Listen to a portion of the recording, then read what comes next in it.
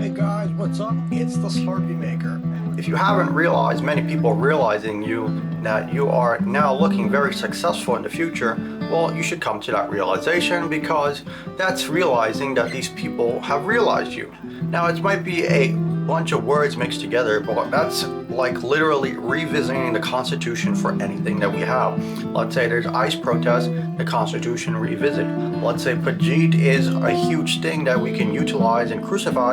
Let's talk about the Constitution and revisiting that you are this person who can achieve goals, because I realize walking down the street or looking at you that you can achieve goals is something that is similar to revisiting. And revisiting is a huge problem, especially when you have such a huge military and sanctionability that you're hindering production of many nations around the world on the social media internet to have everyone vote together. Say you're a Pajit, for example, or the N-word, C-word, or S-word, and every other racial word is sort of a food or a skin diagnosis. So now everyone in the world is relatively good, but thanks to things like Pajit, N-word, S-word, and the C-word, you can really conclude that these people actually mean harm and want to see you fail.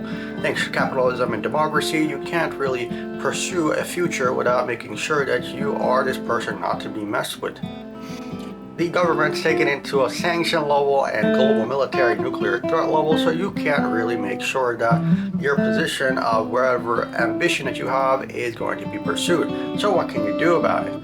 I personally written a book about it, and you can check that out in the description. It basically gives you scenarios that you can say at any time, achieving my goals is possible, and you should check that out. It would support the channel, especially when you're in the workspace and you have coworkers who are really toxic, or even your own family members. Whether your family members are there to help you practice for that situation in a workplace or not, or your workplace are there to help you practice for your home workspace or not, it is still a toxic environment where you are going to realize that these people are sort of realizing that I'm fighting for myself and can have an upend and possibly create some sort of future if I don't deliver on my company promises or my networking skills that is going to essentially help them.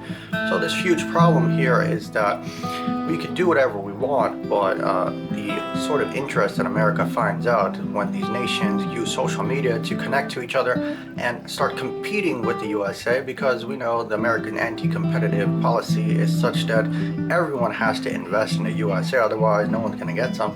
And you guys are a huge threat to American society, because you guys are starting to get together and compete and have conversations to become number one. This is a euphemism to terrorism, and it is always constant because it is someone's job. Now, I'm not saying you can't do anything about it. You can obviously do something like read books and get educated, so that you have so much educational material when you go out and prepare for your future that it is impossible to stop you.